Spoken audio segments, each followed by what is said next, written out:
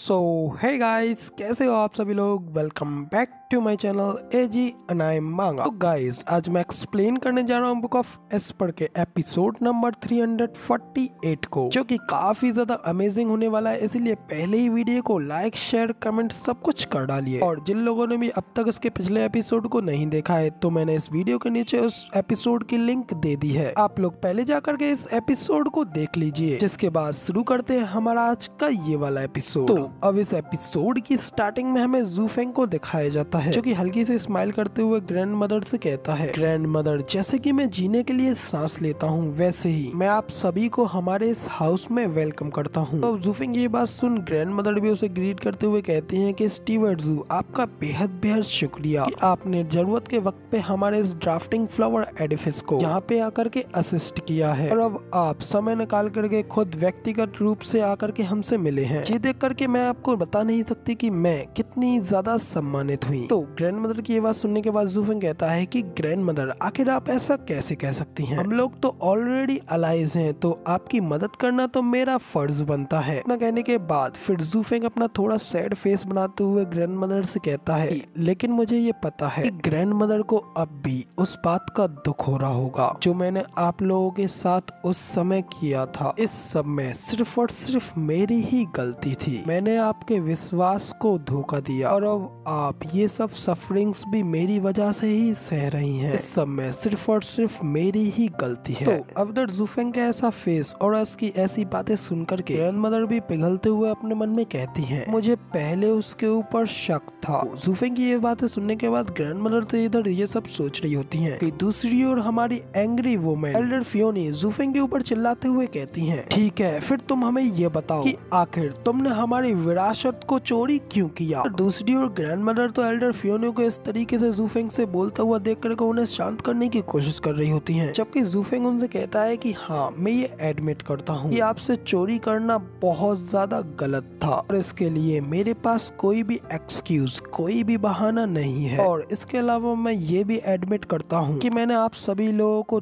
तब निराश किया जब आप लोगों को मेरी सबसे ज्यादा जरूरत थी। हालांकि मैं ये बिल्कुल भी नहीं चाहता था कि ऐसा हो। अब इधर जू फेंग के इतना कहने के बाद एल्डर जू फेंग से कहती हैं, स्टीवर्ट जू, आपको इन लोगों को किसी भी तरीके का एक्सक्यूज देने की कोई भी जरूरत नहीं है, क्योंकि तुमने जो कुछ भी किया वो बिल्कुल भी गलत नहीं था। इतना कहने के बाद फिर एल्डर जू उन लोगों से कहती हैं, क्या आप लोग इसके बारे में बिल्कुल भी कुछ जानती भी हैं? रीजन स्टेट के चुंगल में हमारी यंग मिस और हमारे यंग मास्टर फंसे हुए थे, इसलिए स्टीवर्ट जू को ना चाहते हुए भी फोर्सफुली उन लोगों की बात को मानना पड़ा और ये गलत कदम उठाना पड़ा। लेकिन ये सब छोड़िए, आप हमें ये बताएं कि जब हम लोग मुसीबत में थे तो आखिर आप लोगों ने हमारे लिए क्या किया? तो अब इधर एल्डर जू की ये बात सुनने के बाद जू फेंग भी उनको चुप कराते हुए कहता है कि एल्डर जू, अब आप अपनी लाइंस को कुछ ज्यादा ही क्रॉस कर रही हैं। तो अब इधर इस सब कुछ के बारे में जानने के बाद ग्रैंड मदर भी कहती हैं, तो ये सब कुछ स्टीवर्ट जू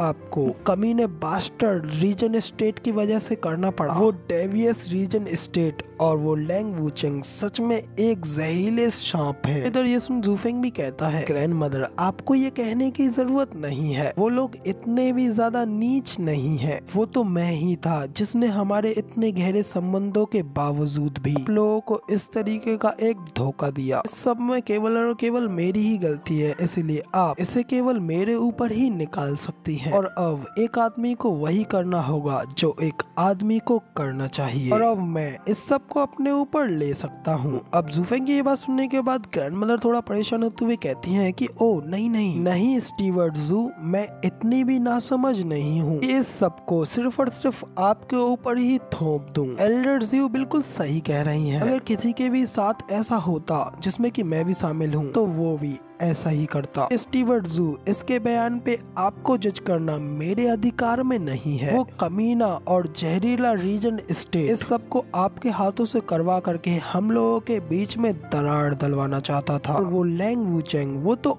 और भी ज्यादा बदतर है। मुझे यकीन है कि वही इस डेस्की केबल प्लान के साथ आगे आया होगा। तो ग्रैंडमदर की ये बात सुनने के बाद ज़ूफेंग अपने मन में कहता है कि सिर्फ और सिर्फ मैं ज़ूफेंग ही उस ट्रेजर को चुराने में कैपेबल हूँ। तो ज़ूफेंग ये सब सोच रहा होता है, जबकि दूसरी ओर ग्रैंडमदर आगे बोलते हुए कहती है कि जब रीजेंट स्टेट को काम पे लगाया जाता है तो वो पीछे खड़ा रहता है और आपको हमारे बीच में दरार पैदा करने के लिए मजबूर कर देता है। लेकिन अफसोस मैं उन लोगों की इस चाल में फंस गई और आपके ल्यू क्लैन के ऊपर संदेह करने लग गई, जिसके परिणाम स्वरूप हमारे साथ ये आपदा हुई। इसलिए इस सब में केवल मेरी ही गलती है। तो गाइस, मैंने अभी थोड़ी देर पहले ज़ूफेंग की बात को आप लोगों को थोड़ा पहले ही बता दिया था। ज़ूफेंग ग्रैंडमदर की ये सारी बातें सुनने के बाद अब अपने मन में सोचते हुए कहता है कि सिर्फ और सिर्फ मैं ज़ूफेंग ही ट्रेजर को चुराने में कैपेबल हूँ। अब हालांकि ग्रैंडमदर का ये कहना है ये सब कुछ रीजन स्टेट की ही एक चाल है, तो अब मैं भी इस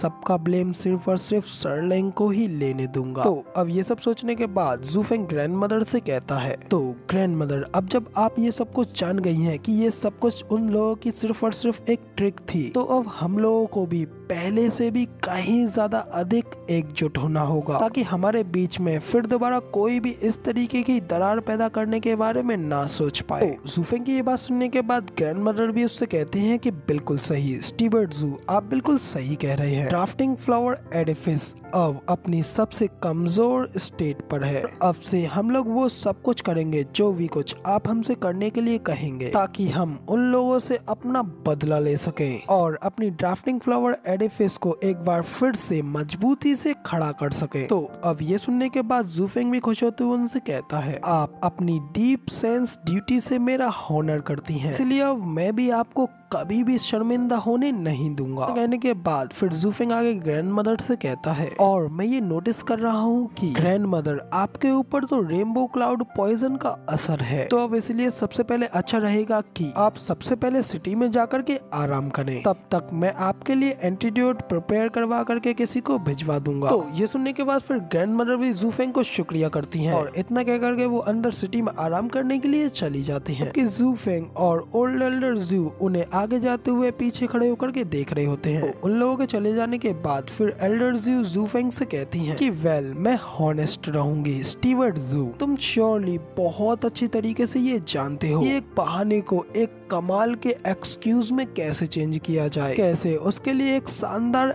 एक्ट किया जाए। लेकिन मैं तुमसे ये पूछना चाहती हूँ कि ये सब कुछ तो हम उनको तब भी बता सकते थे जब हम लोग उनसे पहली बार मिले थे, पर आखिर आपने इस बात को इतनी देर तक क्यों खिंचवाया? तुमको पता है तब से हम उस फ्योनी के धारदार तानों को सुनकर के मुझे ऐसा लग रहा था मेरे कान यहीं पर ये सब सुनकर के फट जाएंगे। तो अब इधर ओल्ड एल्डर ज़ू की ये बात सुनने के बाद ज़ूफेंग उनसे कहता है, एल्डर ज़ू, क्या आप लाने और भेजने के बीच का डिफरेंस के बारे में जानती हैं? तो ज़ूफेंग की ये बात सुनने के बाद फिर एल्डर ज़ू उसकी ओर देखने लगती हैं कि आखिर अब आगे ये क्या कहने वाला है। जब कोई आपको कुछ देता है तो आप उसे ज्यादा महत्व नहीं देती हैं, लेकिन जब अगर आपने शुरू से ही इस बहाने को अपनाया होता तो फिर चाहे कोई कितना भी अच्छा क्यों ना हो, वो फिर भी आपके ऊपर विश्वास नहीं करते, केवल उसकी लगातार पूछताछ की वजह से मुझे कहने के लिए ये मजबूर करते हुए क्या उन्होंने इसे सच मान लिया? ड्राफ्टिंग फ्लावर एडिफिस अब पूरी तरीके से खंडर हो गई है और अब मेरा ये हेल्पिंग हैंड वरदान के रूप में माना जाएगा। और अब इस सब के बाद जब उनके लिए सारे डाउट्स क्लियर हो गए हैं तो अब वो मुझसे ज्यादा किसी और के ऊपर विश्वास नहीं कर सकती हैं। अब उनके इस ट्रस्ट का असर अब आगे आने वाले हाउसेस के ऊपर भी पड़ेगा और अब उन